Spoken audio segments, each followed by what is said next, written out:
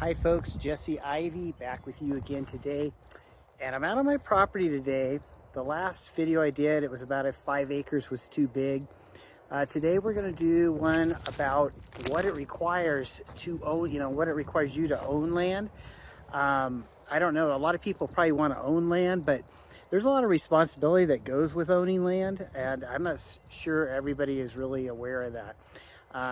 Like on our place here, we own some acreage along with our house, and I chose to live out here because I like living out here. I mean, that, like I told you in my other video, I like the wildlife. I like living out here. I like my neighbors out of space. I like my neighbors, but I like them down the road or whatever, not in my face. So, and if you're a person like that and you're thinking about, man, I'd like to own some land, I think it'd be great to own some. You probably want to listen to what I have to say before you think about, pushing the button down and actually buying some and owning some, and then living on the land or taking care of it. Even if you don't live on the land, you might have to take care of it. Like for example, it's spring right now, and so I'm gonna have to come out here, and there's a ton. We have pine trees here, as you can see in the background here. There is a ton of pine cones on the ground. So every year, not only do you have to pick up all of these pine cones, you also have to sweep up all the pine needles. And I mean, you're gonna see, as I'll show you, there's tons of pine needles to pick up. There's tons of pine cones to pick up. So, we either have to do it ourselves or we pay somebody to do it. But regardless, you're talking about a lot of money. If you pay somebody, it's probably gonna be, like $900, something like that, probably for a good cleanup. But you got to take care of the land. You can't let these pine cones and pine needles build up, because if you do, you're going to end up having a fire problem, and then your neighbors aren't going to be too happy with you. So where I live, everybody keeps their property pretty well cleaned up. There's other things too you have to consider if you're buying some land, like if you are thinking about living on the land, also, there's going to be insurance to pay for. Insurance is high. If you got trees like this anymore, like here in Oregon, we have trees, quite a few green ones, and insurance is high on those, because insurance companies anymore, they're worried about fires and stuff like that. So you have to pay for your insurance and make sure, that's all kept up to date. And that can be expensive too. Insurance, because of all the fires and stuff over the last few years, has really risen and gone up, especially here in Oregon, California, other places. I'm sure where you live, it's probably gone up too. But that's another thing you need to consider if you're thinking about buying land, would be, paying for insurance. And then the maintenance of the property. Going back to the maintenance of the property, see all these trees around here? You can see them. I'm just basically showing you. But these trees, like a few years ago, they were getting pretty long and kind of out of control. So I had to have, this tree cutting company come in here and limb some of these trees, and that's maintenance you have to pay for too. You're either going to have to climb up these trees, you see how high some of these trees are, or you're going to have a tree cutting company come out here and limb the trees. And that's what we had to do. We had to have them come out here and limb the trees because they were getting kind of wild, and branches grow and break, and dead limbs, you have to take care of them. If you don't, your place starts looking like crap. So that's another thing you also have to do is, take care of the trees on the property. That way the property stays good, and I don't know how you are, but I'm somebody that likes to, I don't mind being outside. I like doing some yard work or whatever too. I don't mind doing that. We've got a dump that's not too far from here, so, when we do go to the dump, it's not a big deal. But the time that goes into cleaning up your property, that's something you need to consider. Are you, if you're somebody that's used to living in the city or maybe living in an apartment, if you own quite a bit of land, that could be a full-time job.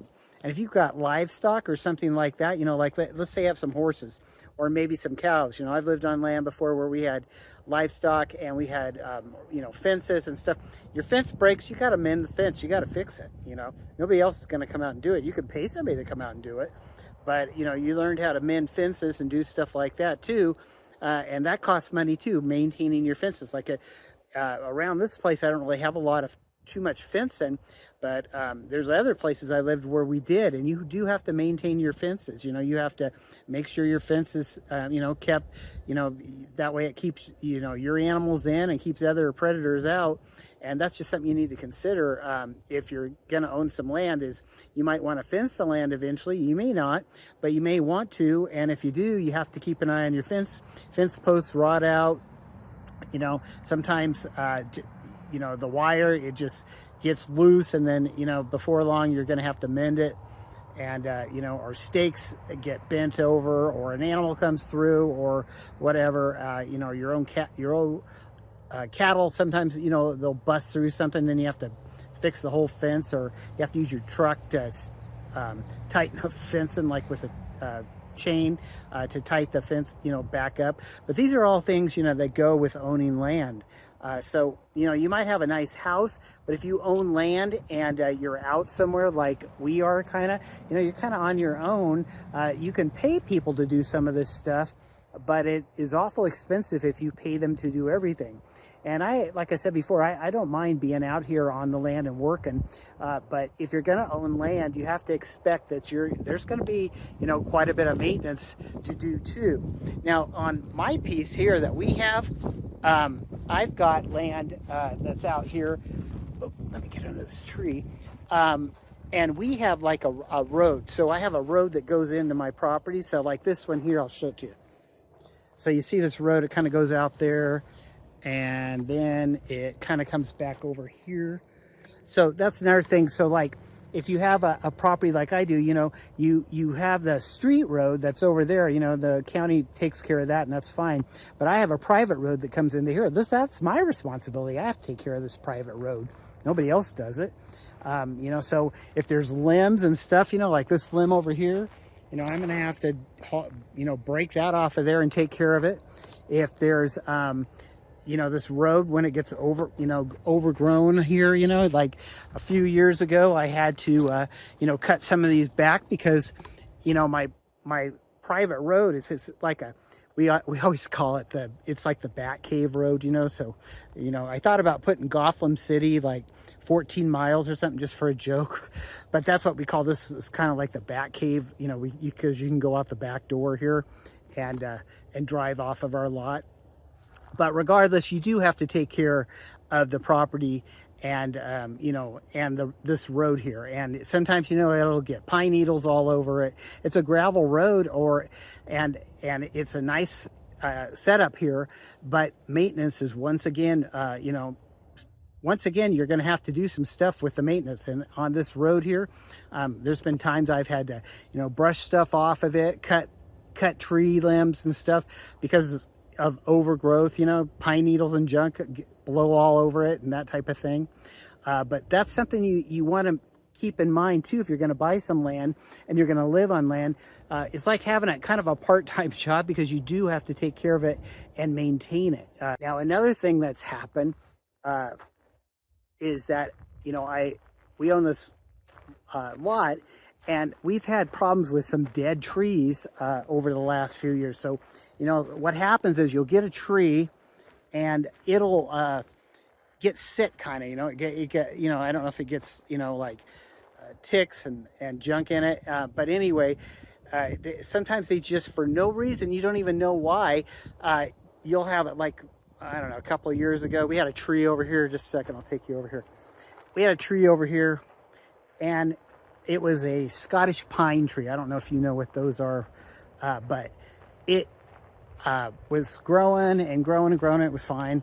And then before long, what ended up happening was just one season, it just started getting brown.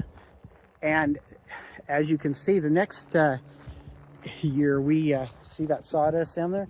Yeah, we had to have that thing cut down because it just went completely brown, the whole tree. So, you know, here's a Scottish pine over here that, let me show it to you. This is what it's supposed to look like. So that's our Scottish pine right there. But the one that we had over here, like I said, it got brown, browner and browner, and before long we had to cut that thing down.